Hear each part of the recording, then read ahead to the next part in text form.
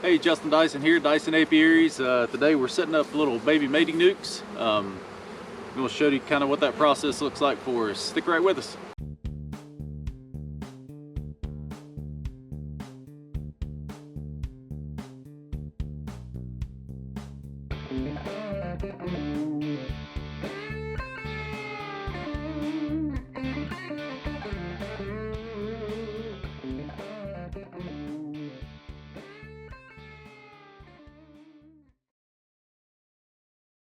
What we have, I've already went through this colony here where I had this super box here that's got these, what we call, it's called a grower box, and it's got these little baby frames on it, and we put that on these bees early in the season, or we even sometimes use it as a feed super for the bees over the winter, and that just allows us the opportunity for the bees to come up, the queen to lay some brood in those frames, to put some honey away in it, and then we use that to start up these little baby nukes here.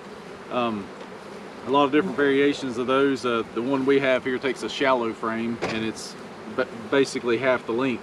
I'm gonna have to put my veil on. But so there's two sides. There's two sides to this baby nuke, and there's two entrances, one on each side. And we always set them up at the first of the season, and I try to put a frame of brood, an empty frame, a frame of honey, and then the feeder.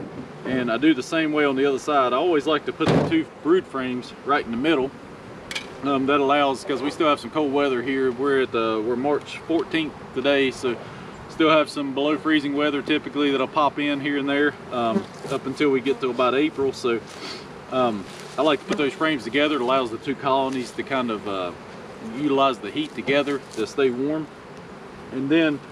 And so we'll kind of go through this. I'll pull frames out, and usually I have some people helping me, and I'll lay all these baby nukes out, and I just hand frames over. And it doesn't take much brood. You can honestly start them up without brood, but I like to have a little brood in them.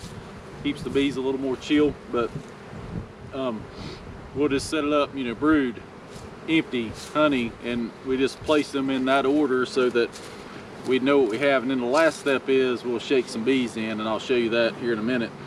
One other little tidbit is that my dad taught me was this queen pheromone. And so you can buy this little queen pheromone, and I'll show you here. We use this stuff in these colonies because when I start these colonies up, they'll be queenless, and I'll be putting a queen cell in tomorrow. But for the first day, they'll be queenless, and when we'll open them up after dark tonight. We'll leave them confined, and you can honestly stack them up in a dark place and leave them confined for 24 hours is a better practice. But a lot of times, if the weather's stable, we'll just go ahead and set them out. They're in a shaded area. We keep them closed up, and then we'll tack on one of these little queen pheromones. We cut these in thirds. These things are really expensive, and so we cut them in thirds from the full length, and we'll just tack it on the side of the frame in the wood, right close to where we're going to put the queen cell, because that's where we want the bees to kind of congregate. And so it's kind of interesting to watch. When we put that queen pheromone down, the bees will start treating it like a queen. You notice they're already starting to form a little retinue around that little piece, and so that really helps to just kind of keep those bees chilled out.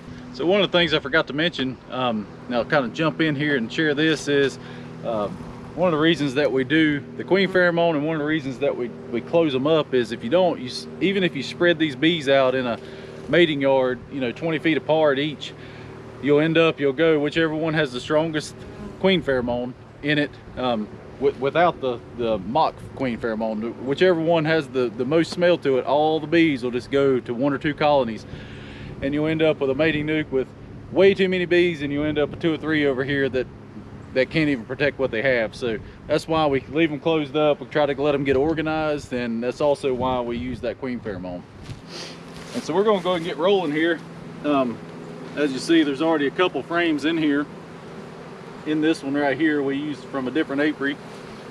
And so I have a little frame of brood, and then I have a frame of honey, and then we're going to put an empty frame. So the frame of brood's going against the inside wall, frame of honey, And then right here I have basically an empty frame. I'm going to put that frame in here. Go ahead and squeeze that together. And we already have the little queen pheromone tacked in here with this one of these little thumbtacks.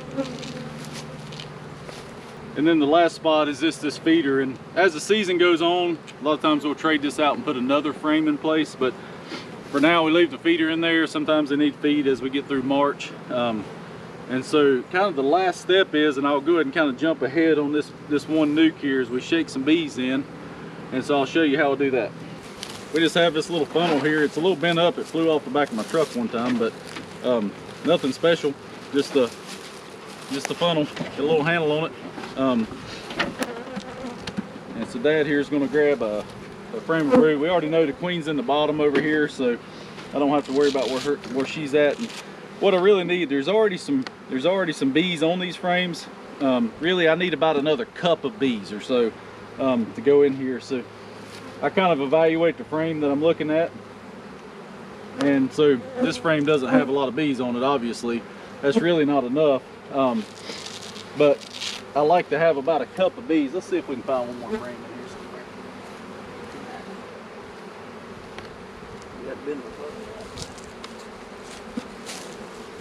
Yeah, bees are, that's about the right number of bees right there. There's not a lot on this side. And so Jeffrey, if you just want to hold it up. And I just shake those down. He kind of shakes that over. And you see the bees, I go ahead and close it up. And that little nuke's set up and ready to roll. We'll do the same thing to the other side and the other 30 or 40 that we're going to set up today. So that's kind of what we get done.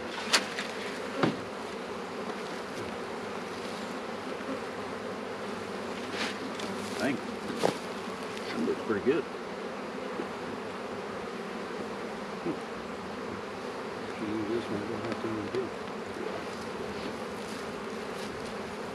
That one out there had quite a few bees on the frames. Just putting a few extra in there. And so this was done. I have the queen, I have the brood frame, the empty frame, and then the honey frame in both sides, and then the feeder, of course. Got the little queen pheromone in there, and then we're gonna close these up. Dad came up with something kind of nifty here on these. Got this little piece of trim coil to the front, and so here's the entrance, and we just slide that over and close them up. Got a little ventilation hole for each side, so they'll stay cool. And we'll go ahead and put the lid on these. And so that's our baby nuke. We're going to leave these closed up until in the morning. We'll let them loose in the morning, and then tomorrow afternoon is when our queen cells are ripe and ready to put in. They should emerge on Monday. So to play it safe, we typically will put them in on the Saturday. We'll go and put the queen cells in, and those queens will be emerging on Monday, and then we'll see how the weather goes for getting those queens mated. So this is kind of one of our steps of our queen mating process, or our queen raising process. It's there's a few steps come before it. Of course, we got to get our frames ready. We got to set up our starter finisher. We got to graft queens, and then we come to this step. And so we're about the third, fourth step into starting queens up for the first of this spring.